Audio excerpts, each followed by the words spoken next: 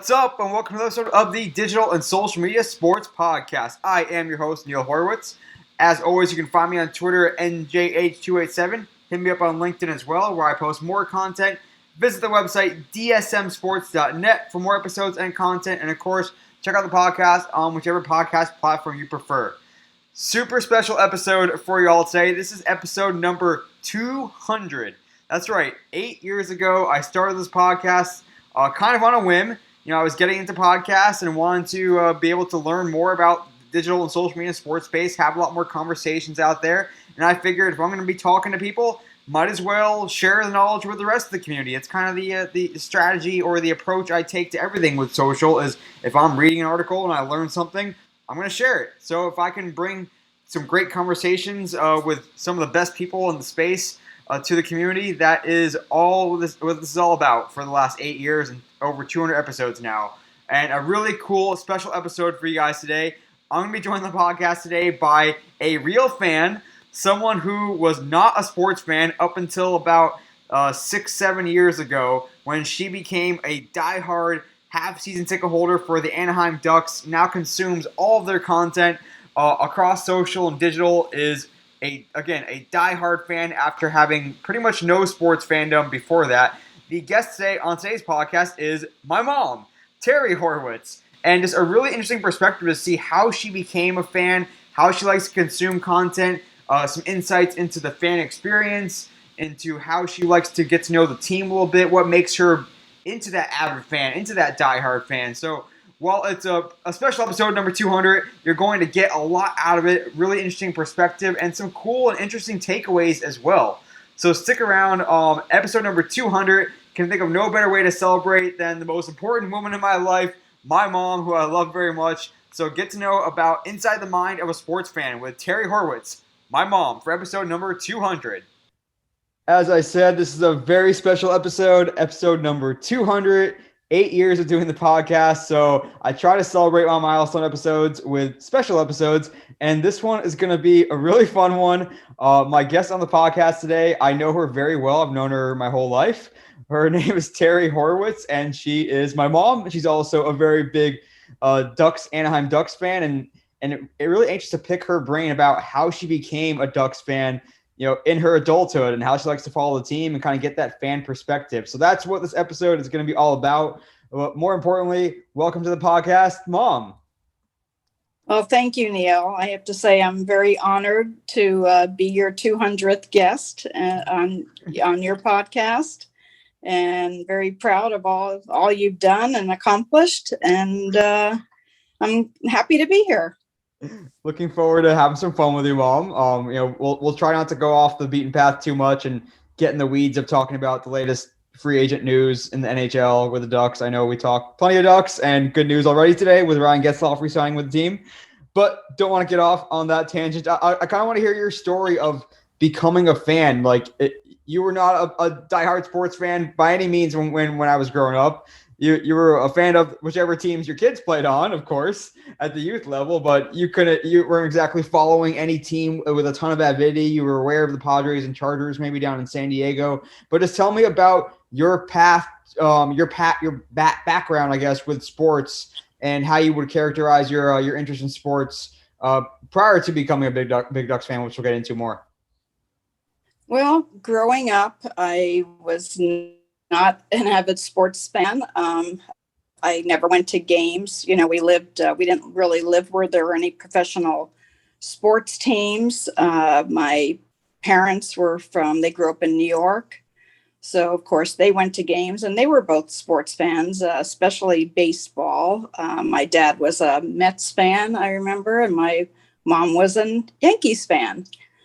And, you know, they were both, I know my mom, her dad was a sports fan as well. I remember them going to baseball games. And I remember sports always being on the TV, you know, while growing up. My dad was very into all sports and was always on the TV, and I was always watching it, but I pretty much really didn't pay much attention to it.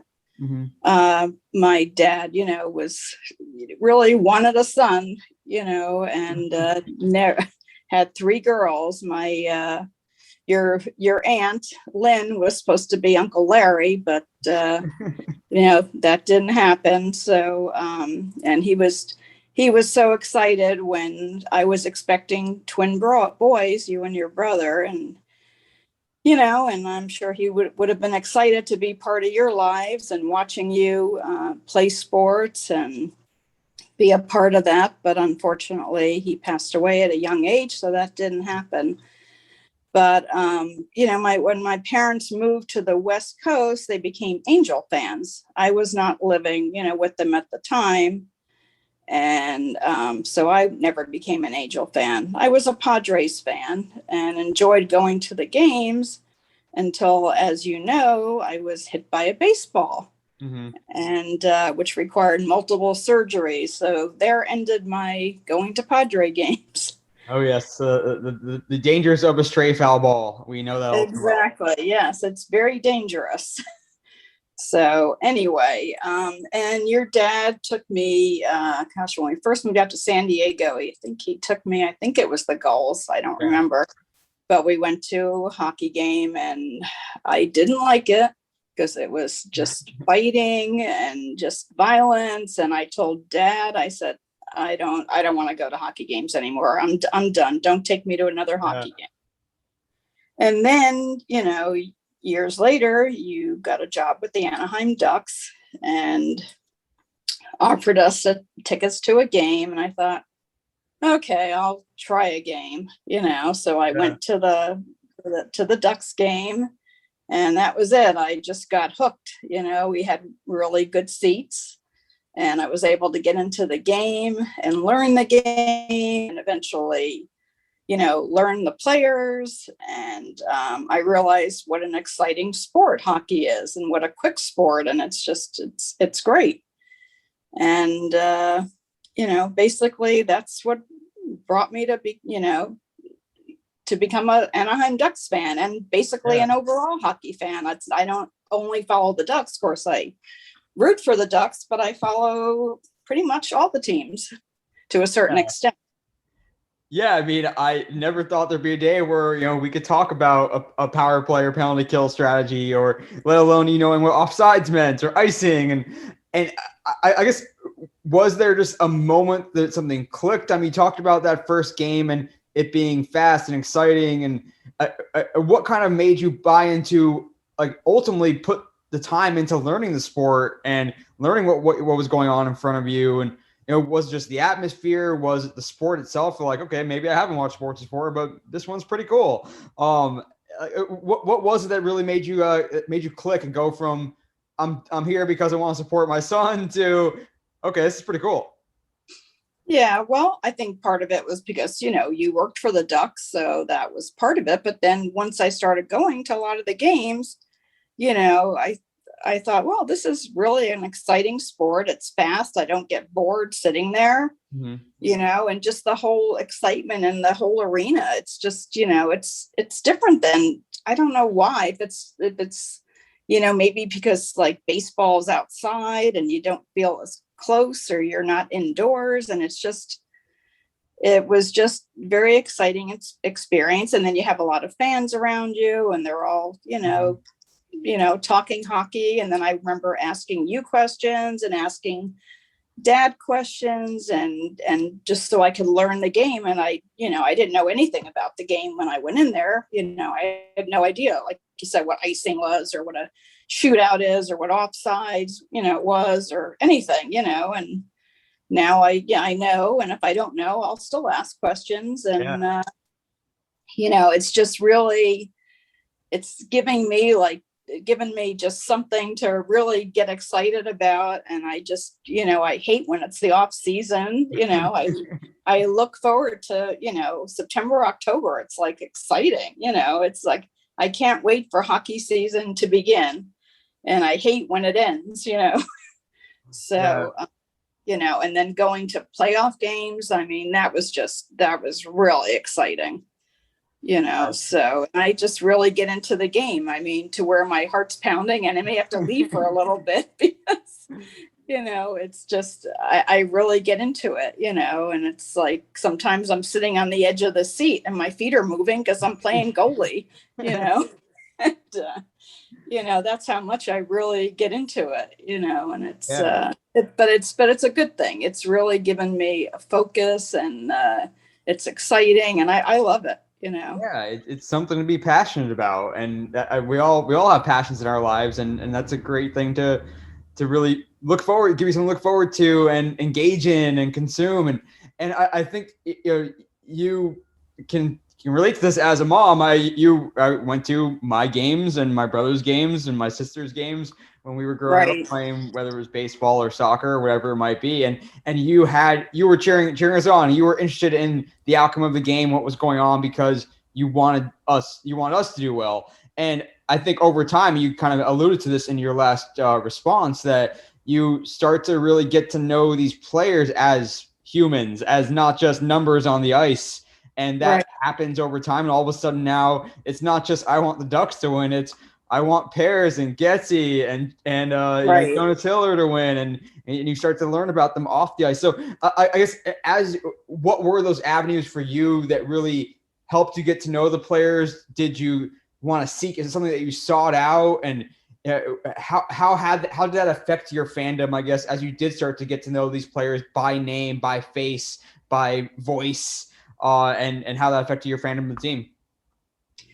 Well, I started going to some of the events that they would have where you could actually meet and greet the players.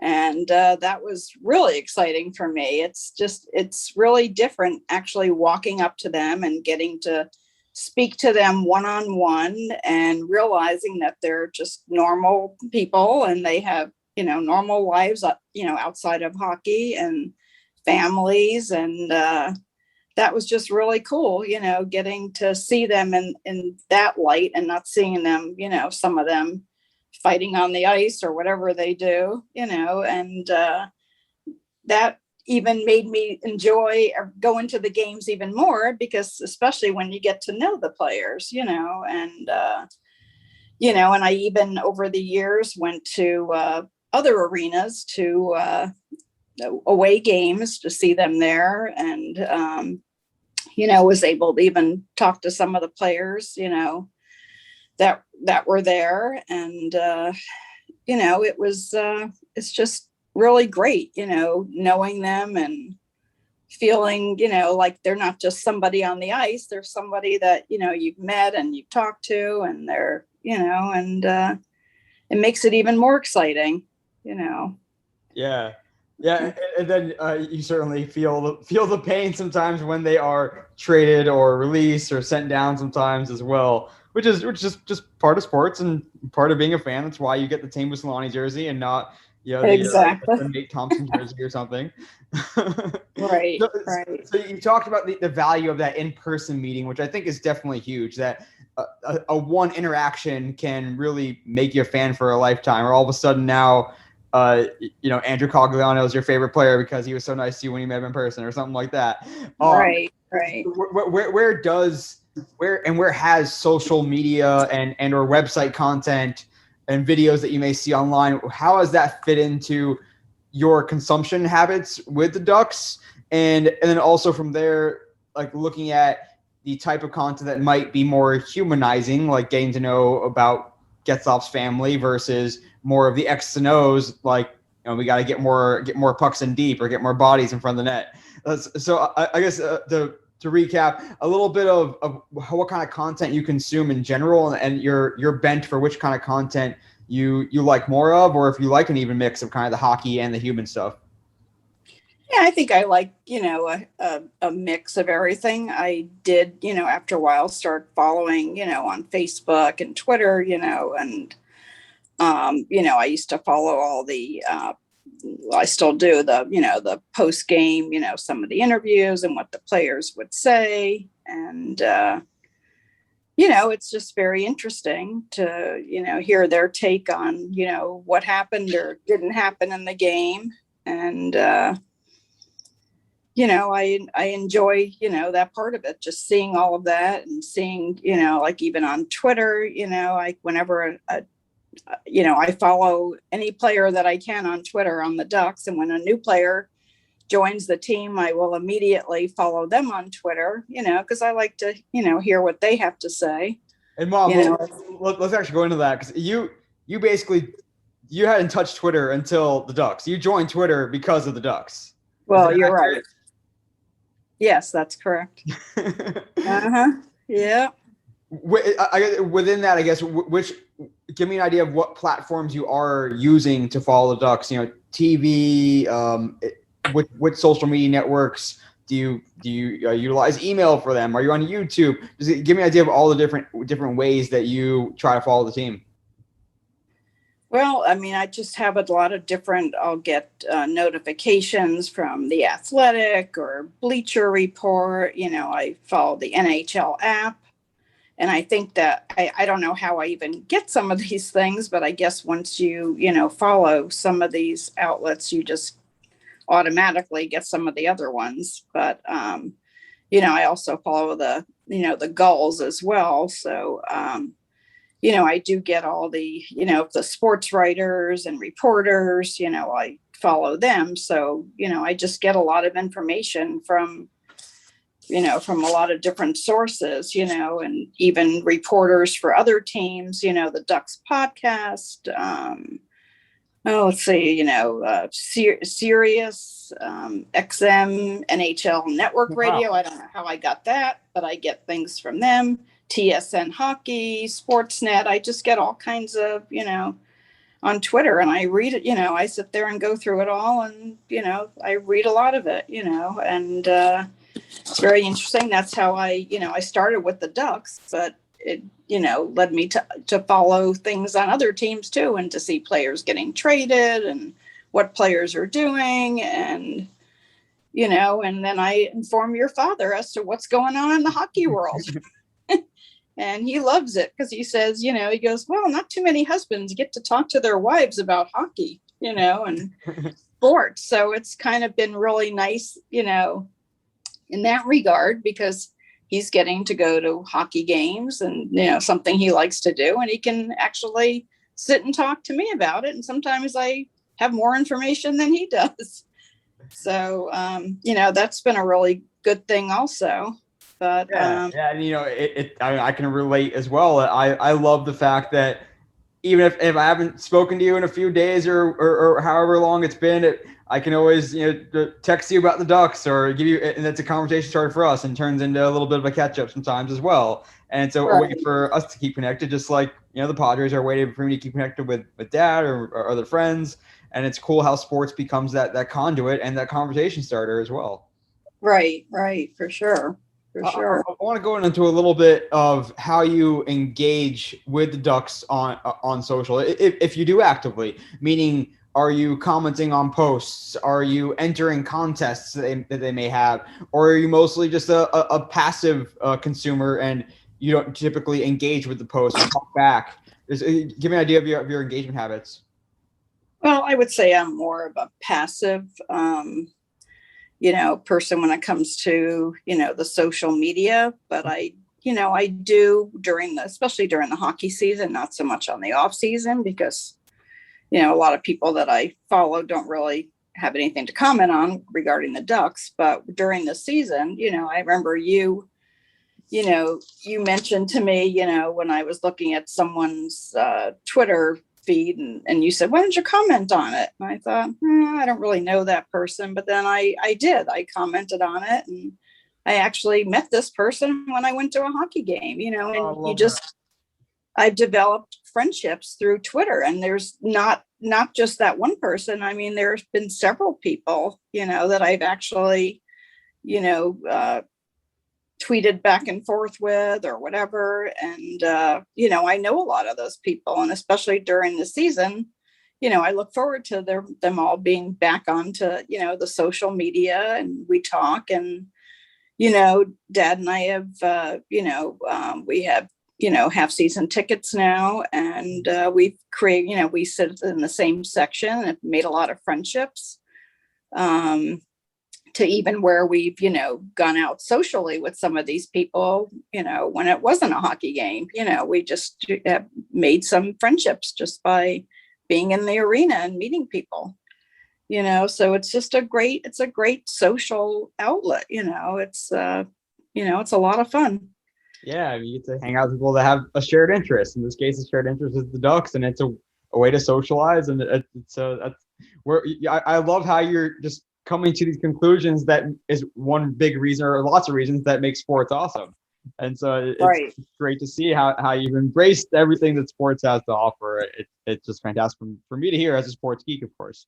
I want to hear about how you also consume, and this is just fun for me, by the way, having a great conversation with my mom, Teri Horowitz, for episode number 200. So kind of getting inside the mind of a fan here as you're listening.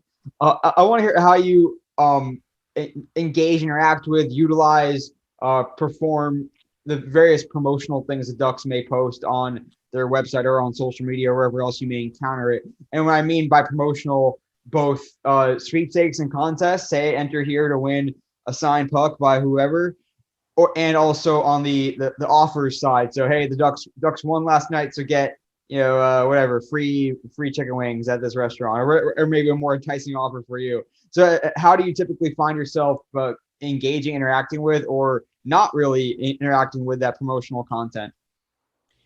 Well, to be honest, being that Dad and I live in San Diego, we don't really, we don't engage in as many of the Ducks activities and events that we would if we lived close by. Mm-hmm. But we have gone to several of the events, but in some of the contests and whatever, I don't really participate in the contest per se, because mm-hmm. A puck or whatever, or signed jersey, I don't know, that I would prefer to meet a couple of players and I might participate. Right. But being it is, an hour and a half ride, each way, we kind of limit, going to some of these events. Yeah. You're not gonna go to a watch party when it's an hour or two away. No, but I definitely would. I wish I could, because I would, if I were living there, closer, I would be attending a lot of the different events because they're exciting and you get to meet more of the fans, and I think they're great, but it's the distance that's, the issue. Yeah, you have a whole nother set, a whole nother things that you could be doing if you lived in Orange County, but right. Alas, I want to kind of hear about you talked about how much you hate the off season when there's no games, and we're right in the middle of it right now, but at least we have lots of news happening. And there was a time period in most of 2020 where we didn't have games, and it seemed like who knew if we would. So when the game stopped, and this, you can look at this both in a normal offseason as well as the pandemic affected 2020, what the heck would you want to see, or did you like seeing, if you remember anything from an offseason on as content wise from the Ducks? Again, whether you're looking at normal offseason or during the pandemic 2020, like what would you want to see? What did you see that you liked? Anything that would catch your fancy of ultimately what teams should be doing when there's no games going on? Yeah, that's hard to say. I mean, it was very depressing not having any hockey, I can tell you that. And the season, ending abruptly. And of course, the Ducks weren't one of the teams in the playoffs. Mm-hmm. But, being a hockey fan, becoming a hockey fan and, wanting any kind of hockey at that point, I just watched whatever I could.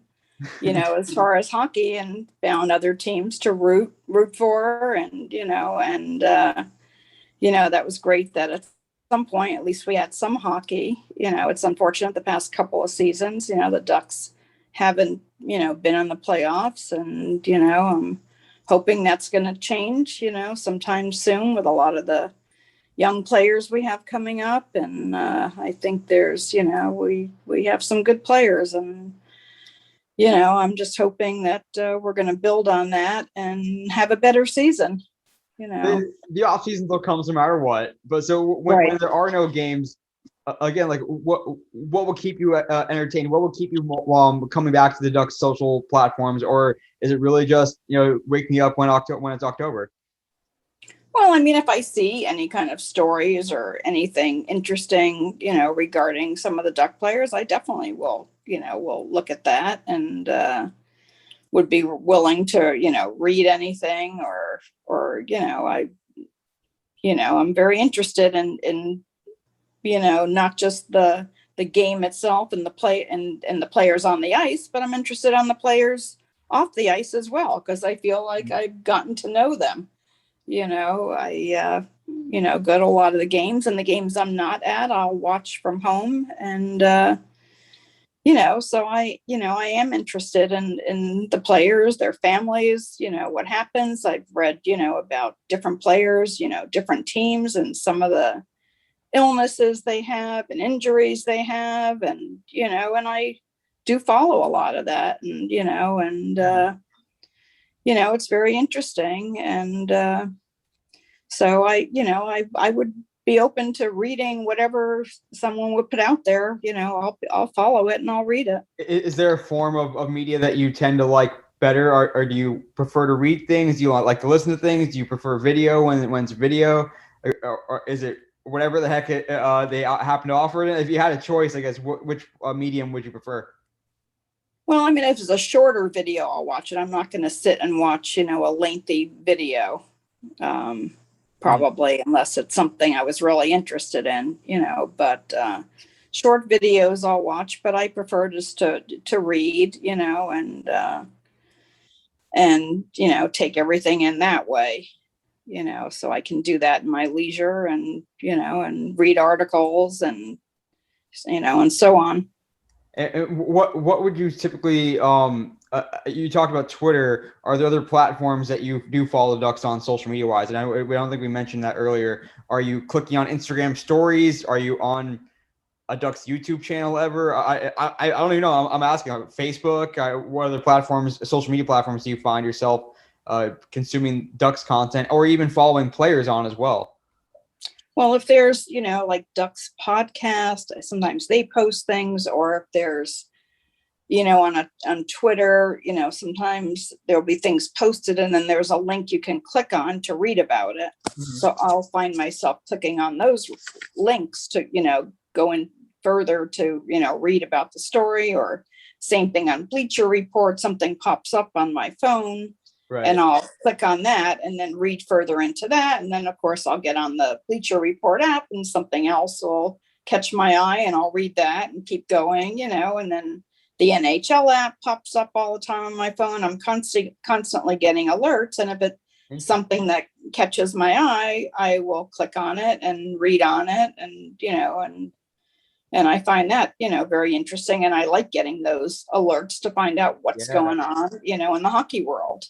Hey, do you find yourself on Instagram much as well, following some of the players on there? Instagram, I don't think I follow it as much. I don't think. Do you see Instagram is that more of a family, personal thing as opposed to following, teams and the NHL and whatnot? I think so, because I don't really remember seeing. I mean, I never thought about, maybe that's another outlet for me. I never thought about trying to follow, players and teams on Instagram. And now that I think about it, I don't know if I think it is more family and whatever, and I think that's something I may definitely look into in the future. You could always get a separate Instagram account if you wanted to separate it. But yeah, I can tell you, for the most part, athletes these days are more active on Instagram than on Twitter. So you're probably missing out on some cute baby pics of Ducks players and their wives and all their personal lives and all that. Oh, wow. Those are the things I love. So you're going to have to educate me on how to go about all of that now. Because, that'll be my next thing. Wait till you see TikTok too. Oh gosh, we're gonna really broaden your social media horizons here beyond. Yeah, well, TikTok I really don't understand either, so I would love to learn how to utilize TikTok as well. We'll have some fun with TikTok. Don't you worry.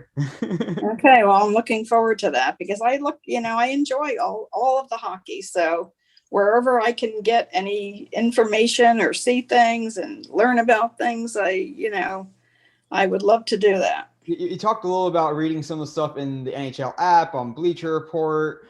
Do you find yourself?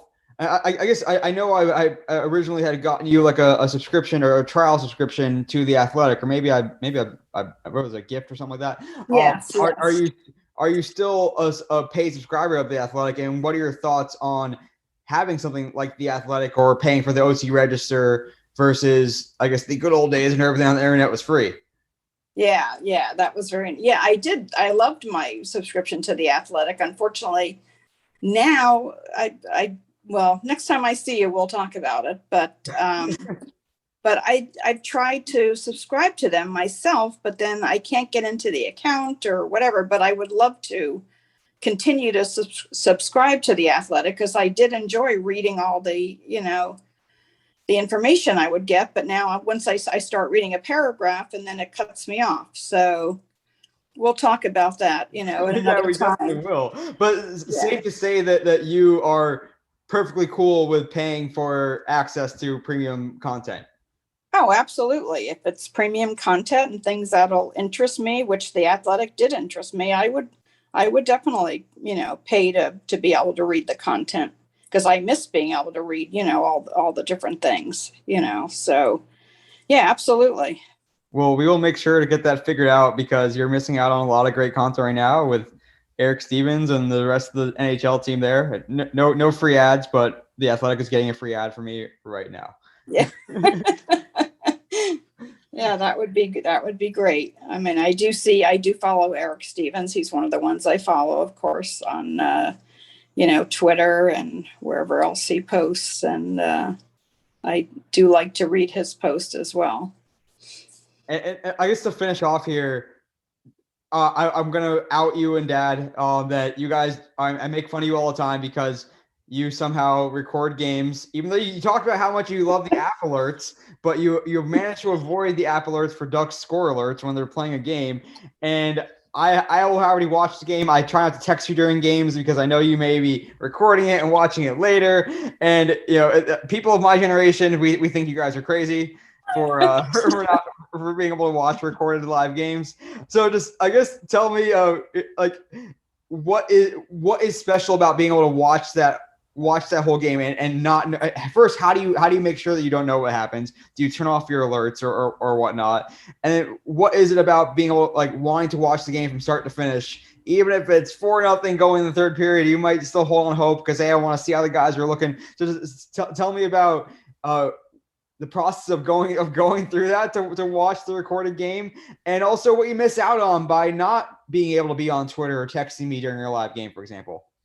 Yeah, I know. I do miss that part of it, but just for whatever reason, our schedule sometimes, we just can't watch all the games with the time that the game happens to be. So rather than not see the game at all and having to follow it on, Twitter or Facebook or whatever, or the app or something, I want to see the whole game. And it is very difficult on those days during the season, because I do get alerts on my phone and I have to just not look at you. Would laugh when you watch me sitting there. I hold my phone and just clear it and try not to look at it. And, and I can't go on, like you said, Twitter or Facebook. I just zip through it so I don't see any score or I don't see anything. And just so I can really enjoy watching the game, and I always watch the game from start to finish, and I look forward to it. That's, exciting for me to know that I can come in at, later in the day or in the evening and sit down and watch the hockey game from start to finish, and it's exciting and it's fun. So I'm not gonna. Have you had the experience of, maybe it's an earlier game or during the playoffs or whatever, when you are watching it live, have you had that quote unquote second screen experience? I know mostly I'm oftentimes checking Twitter or other platforms and telling you what's going on there, if there's news to report or someone leaves the game or whatever, injured. And have you had the experience of checking Twitter during a game, texting me during a game? And do you find, is that something that you do miss of having that second screen capability that you miss out on when you are watching a recorded game? And how is that equation look in your head? Oh yeah, I do miss that for sure. I would if I had a choice, I would much prefer to watch the game live so I can have the experience of Twitter and what people are saying during the game and to comment back and forth. And I miss, chatting with you during the game and, and the comments and whatever, and I can complain to you about, why is Eakins putting so-and-so in for a shootout, and those kind of comments when I get frustrated, I can vent to you and you'll understand. But, or other people, like you said, on Twitter, you can talk about that. And that was a lot of fun, when I was able to do that, and I do miss, that's one thing I do miss by not being able to watch the game live for sure. I'm glad that you can appreciate the value of the second screen experience, and it's only going to get more. There's going to be more opportunities to have fun. There's going to be people that are going to be gambling during games of who Coach Eakins puts in the shootout, perhaps. Another reason for you to try to time yourself sometimes a little better, so we can text during games. But I understand you want to be able to experience the whole game from start to finish. That it's something to look forward to, and even if you know the team's going to lose, or you try not to, it's still fun to see how they get there. Right, for sure. Well, Mom, we can start talking about Ducks rumors and who they're going to sign, but I don't want to keep us all day, so we're gonna have some more fun with you though in our shootout segment. We're gonna have some fun quick hitting questions. But before that, we have this episode's shareable stat coming up right now.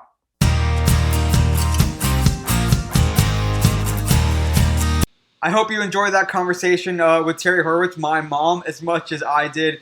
Really, again, pretty interesting to get inside the head of a fan. What makes her tick? What makes her fall in love with this team day after day, season after season, through wins and losses, not missing a game if she can help it. Really falling in love with these players as if they're her own kids. Just a fascinating conversation. We're going to have some more fun with my mom coming up in the shootout segment. But first, this episode's shareable stat. And of course, with episode number 200 of this podcast, have to have a shareable stat related to the longevity or lack thereof of podcasts, and really how proud I am to make it this far. It's episode number 200, and that shareable stat is that 44% of podcasts don't make it beyond episode 3. That's right, episode 3. 44% of podcasts don't last after the first, second, or third episode. They are done. And the fact that we're still going after now 200 episodes is something to hang our hat on. Podcasts are only growing. 8 years ago, they were certainly not at the penetration in the U.S. or the world that they are now.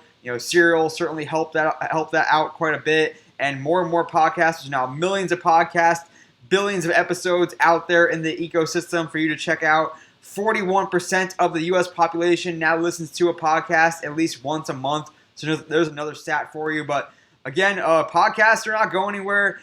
They are a great way to communicate knowledge, to share conversations, which is what we do on this podcast, but also to tell stories, a unique medium. We've seen a lot of interesting stuff in the space with storytelling, with 30 for 30s on the ESPN side, and The Ringer doing a good job with their podcast across a variety of topics, whether it's the rewatchables or some of their own unique takes on things in sports and in pop culture as well. But so many podcasts out there. You can definitely find one for you. I hope this one, through 200 episodes, has given you some value, whether you listen to it while you work out, while you commute. Just a pleasure to spend time with you and geek out about social media, digital media, and the sports business day after day, episode after episode. So again, that's episode's shareable stat. Speaks to the longevity or lack thereof in the podcast space. 44% of podcasts have 3 or fewer episodes all time in their lifetime. So episode 200 at you today. Episode 201 will be out next, and cannot be prouder or happier to be able to share some great knowledge with you. Speaking of that, we're going to have some great insight coming right at you now with more with Teri Horowitz, my mom, in this shootout segment. Right back from this episode's shareable stat, and I am still joined again by my mom, Teri Horowitz, the specialist of special guests for episode number 200. Mom, I had a great time picking your brain in the interview. Are you now ready for a little shootout segment? I sure am. All right. Number 1, Tell me, I know you have a bit of a playful name, I guess you could call it, for the Ducks' biggest rival, the LA Kings. And just tell me why those games against the Kings mean more to you. So nickname and what those games mean to you. Oh boy. I'm not the only one that has a nickname. People, my good friend that I met through the Ducks in our section, she has a name as well. Okay. Anyway, well, of course, you know my name. I don't like it's not just the rivalry. It's the Kings they don't play nice. Let's put it that way. They're nasty players. They're violent and whatever. And I mean, I don't even feel safe walking through the parking lot when we play the Kings. I mean, they come barreling through with their Jeeps and their cars, and I feel like I'm going to be run over sometimes.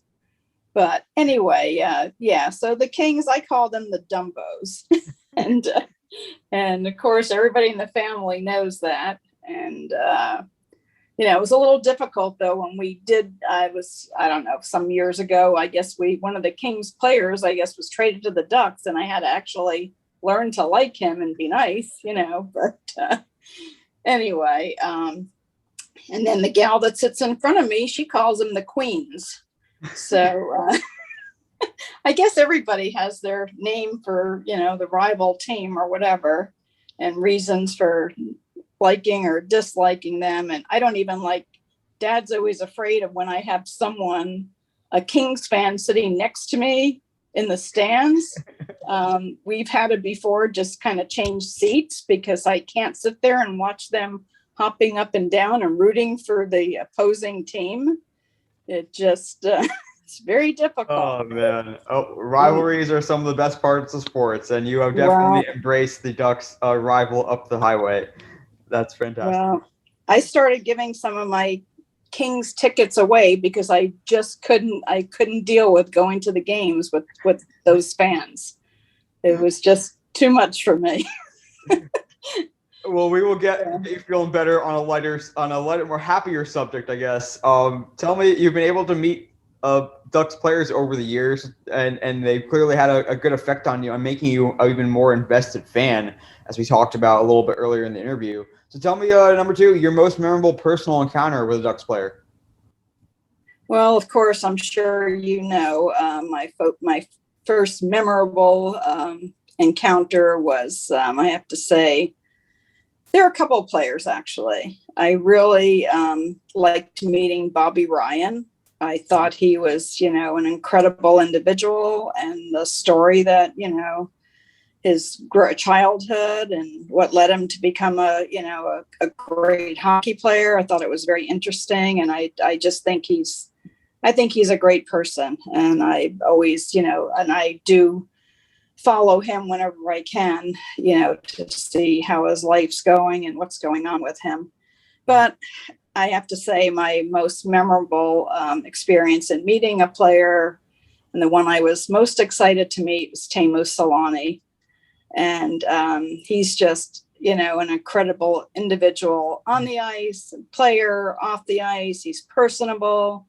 He gives everyone that meets him, time. He doesn't rush anybody, if they're sitting and chatting with him. He's just down to earth and just, a real family person. I like seeing, all the posts, with him, with his family. And, I've been to his restaurant, unfortunately, of course, he wasn't there the times I was there, but I enjoyed going in there and feeling his presence in the restaurant with pictures on the wall and his, awards, and a replica of the Stanley Cup. That was exciting.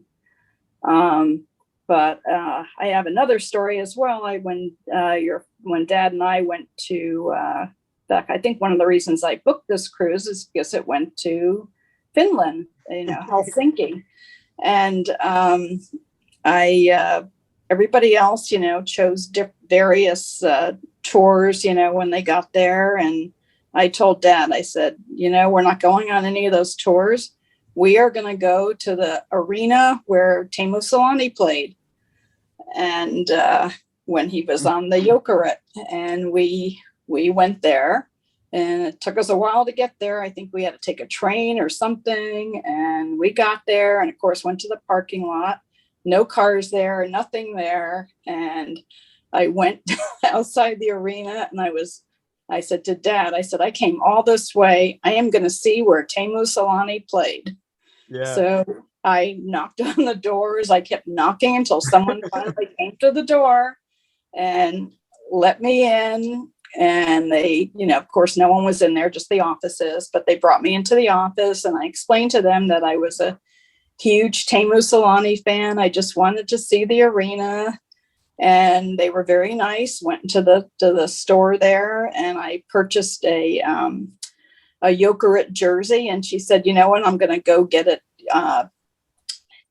His name on the jersey for you. She went and did that while I waited. She took me for a tour of the arena, gave me some history about his brother and his mom and Teemu. And it was like, told me the correct pronunciation of his name. And it was like the most exciting thing for me. I will always remember that. And it paid off because when I was at one of the games that Teemu was playing, it was the opening day, of course, when all the players come through. And I had my Jokerit jersey. And it definitely caught Teemu's attention because he came over and asked me, where did you get that? Oh, wow. And I explained to him, I went to Finland because I wanted to see where you played. And that's right. And he was pretty excited about that. So that was very exciting. That's so awesome. Yeah, maybe the Ducks need to partner with a Finnish company to do some organized trips for fans to go out there and make a pilgrimage to Finland and see where Teemu started out his hockey career. That's awesome. Oh, that would be a great idea because let me tell you, his name is like, and you mention his name anywhere in Finland and everybody, oh, we love Teemu. He is definitely a first name. There's Madonna, there's LeBron, and there's Teemu. You're right. Number 3. This kind of relates to that last question a little bit. So you get to meet whether it's Teemu Selanne or a star athlete of your choice. And you get one thing from this list. You can either get a personalized autograph, which I know you do have, to Teri from Teemu. You can get a photo with him or her, or you can get an uninterrupted 5-10 minute conversation with him. Which on that list, autograph, photo, or just a personal conversation, would you most treasure to get from the star athlete? I think I would most treasure a conversation, an uninterrupted conversation, just to actually meet the player and have them all to myself for 5 or 10 minutes. I think that would be really exciting. I love that. A photo is maybe a Twitter, a Facebook post or whatever. An autograph's an autograph. You have it to look at it, but a conversation that sticks in your memory forever, and you really get to know that person. And that's exactly. Cool. I love that answer. All right, number 4. Your quick is meant to be quick, so you go to a lot of games at Honda Center and other arenas you've been to. So a quick yay or nay on whether you, I guess, support, want or not want, like or don't like, would try, would not try on these following 3 things. So first, number 1 on the yay or nay, mobile food or drink ordering. So being able to order food via an app and have it delivered to your seat. Yay or nay?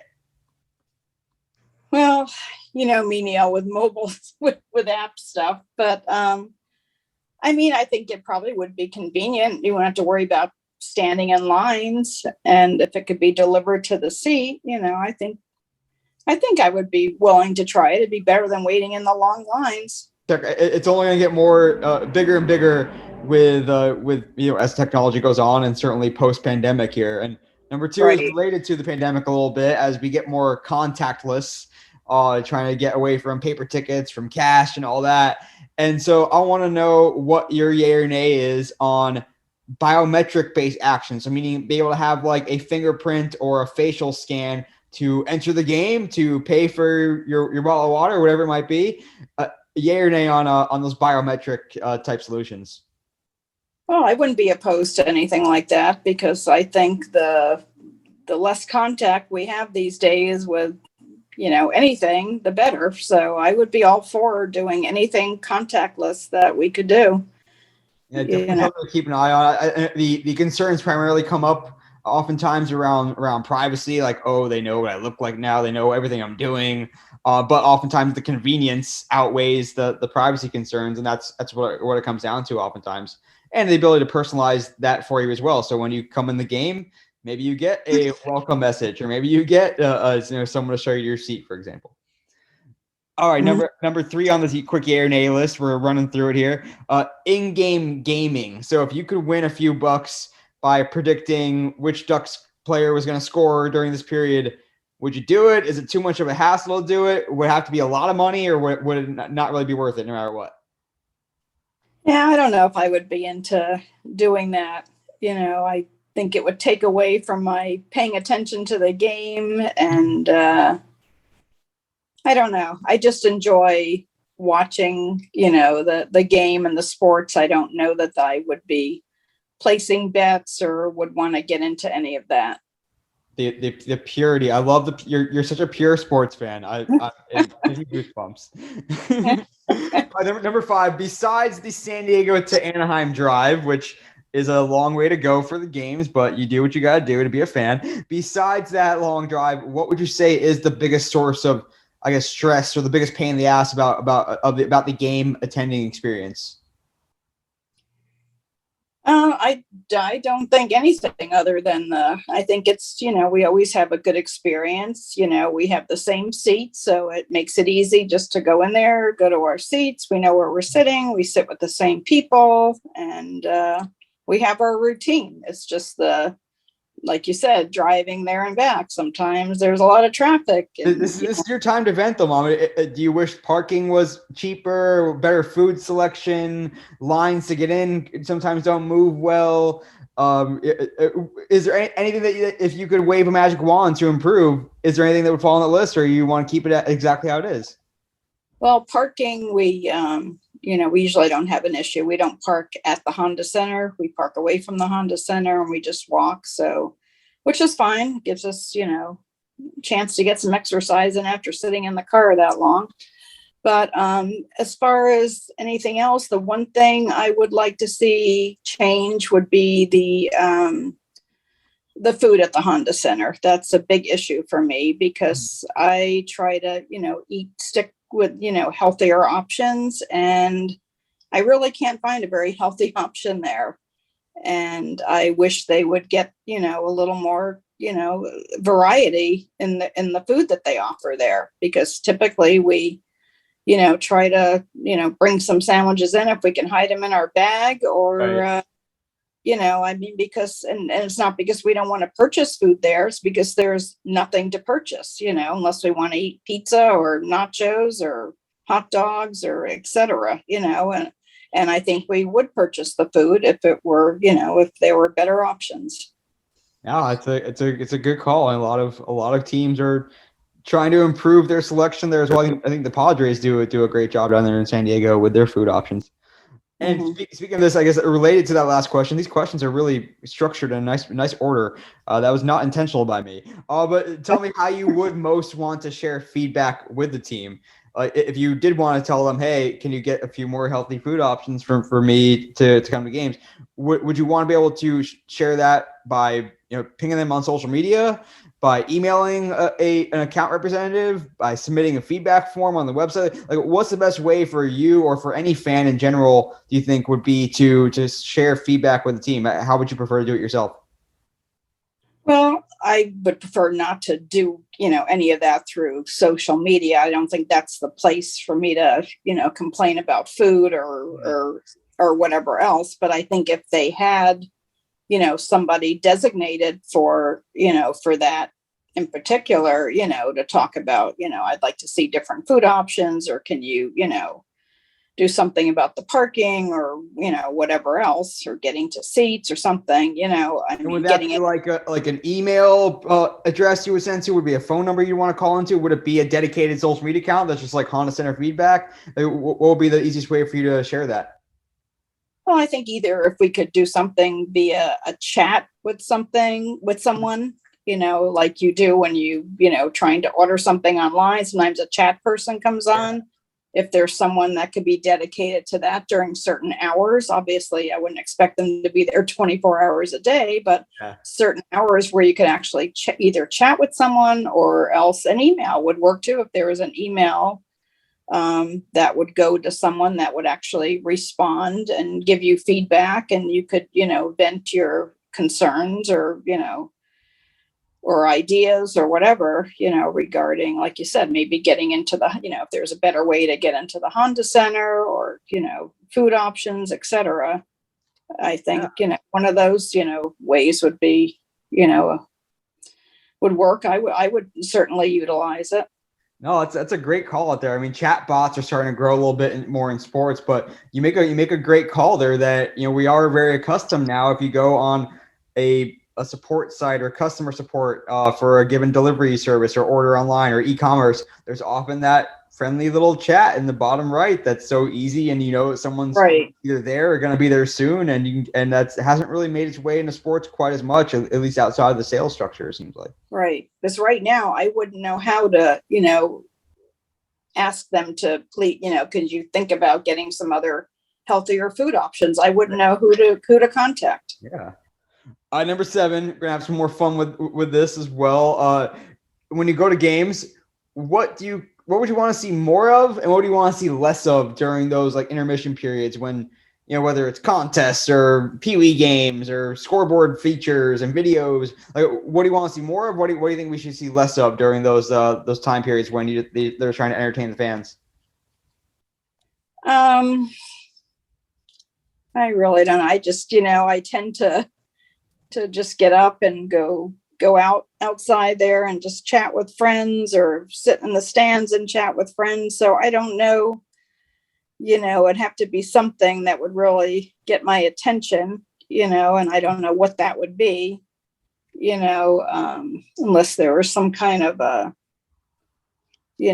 like when they go and when the power players go and they shoot the things in the air that, it's something, the t-shirts, that's kind of fun. And they used to have that blimp that or whatever that thing was, that used to drop tickets or whatever it was. But I don't know, maybe like some kind of little, some of the contest things or whatever, fun to watch. Or no, I like the fact that you point out that for you, when it's halftime or whatever, in case of hockey intermission, that's a time when you can not focus on the game quite as much. There is no game going on at that time, and catch up with friends and socialize and talk to the fans that are alongside you, or talk to me if I'm at the game with you, or dad.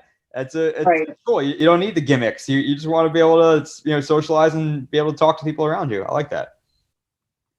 All right, number 8. I love there's always a food question on every podcast, as you may or may not know, and so it's time for your food question. So it's a 2-parter.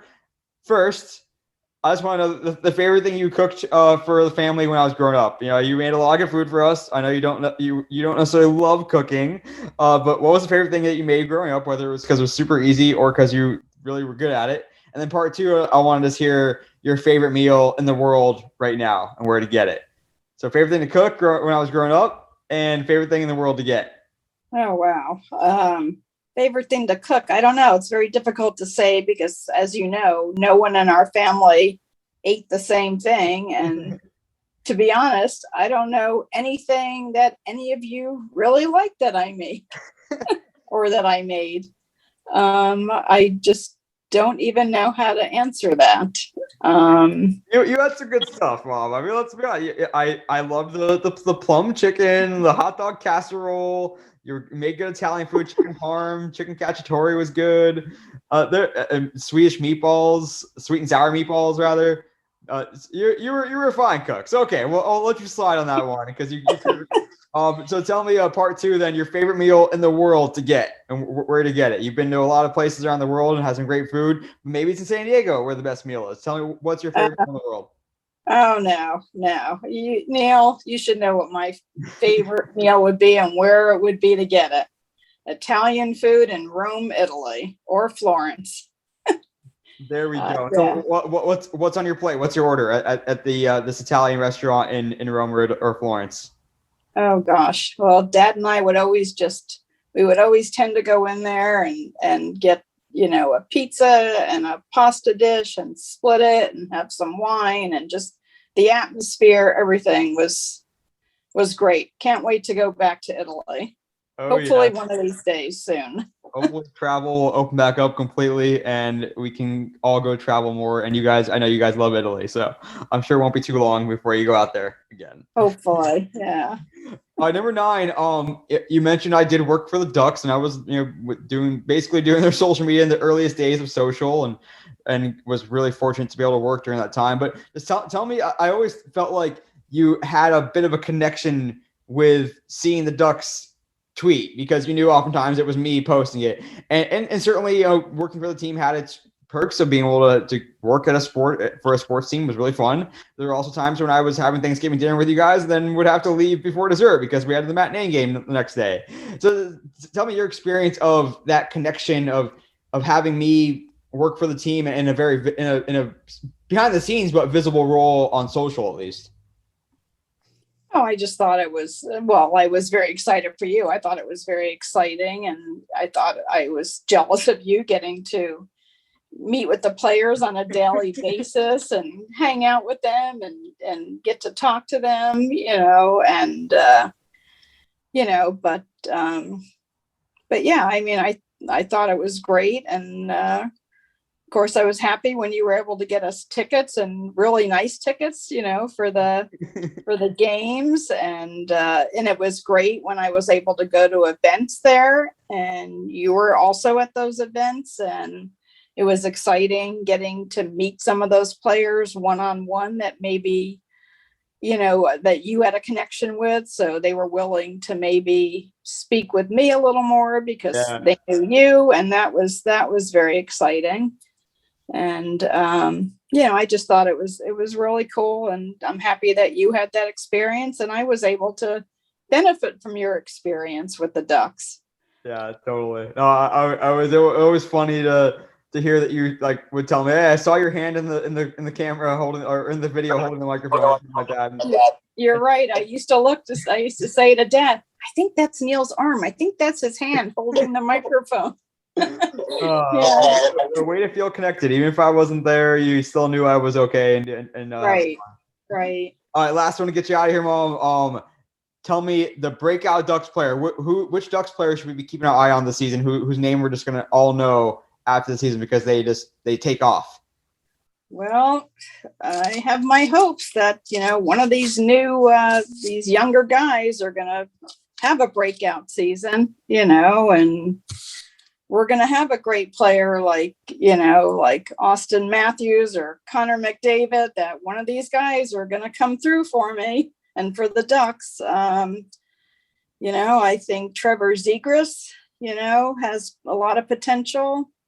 I think Comtois is good. Drysdale. I mean, Troy Terry has been good in the past. Maybe he'll have a breakout season. I think we have some good young players, and if we can just get some of the veteran players to step up a little bit, I think we could have a good season, and I'm hoping we'll have a good season.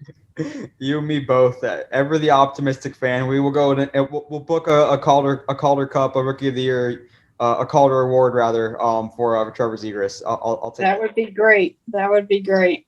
Mom, you had a great time in the shootout. We made the right call. We put the right shooter in.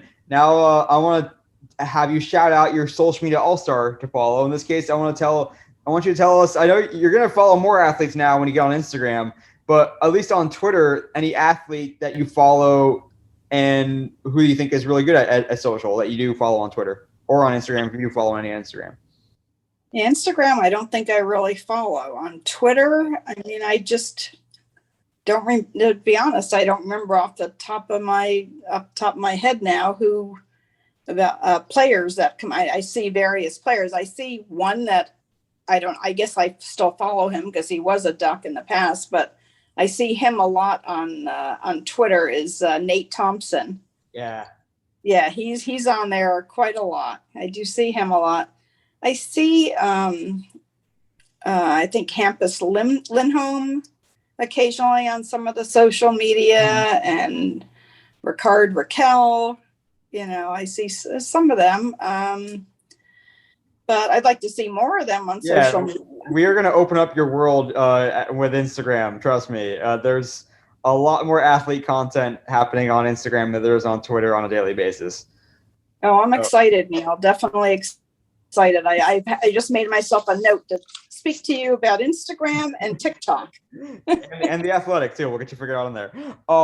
And to finish off, how about you? If people want to check out all the Ducks tweets and other stuff on Twitter, what is your Twitter handle? My Twitter handle is TMama26. Oh yeah, T Mama, yeah.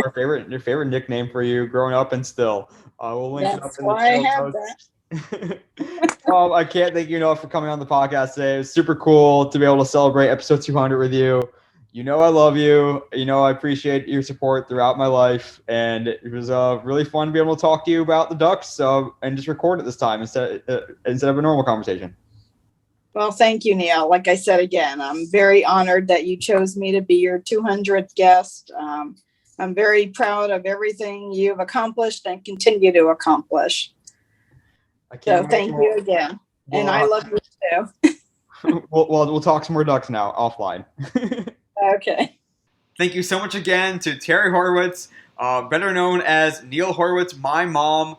Neil Horowitz's mom, excuse me. Cannot thank her enough for she was a little bit nervous coming on the show. I thought she did a great job and really shared some unique and interesting perspectives on what it means to be a fan, to become a diehard fan. We talk about that fan spectrum going from casual to observer to an avid fan to diehard fan to fan evangelist to someone who's truly a part of that super fan community, and as she is with the Anaheim Ducks, and really appreciate her giving us some time today.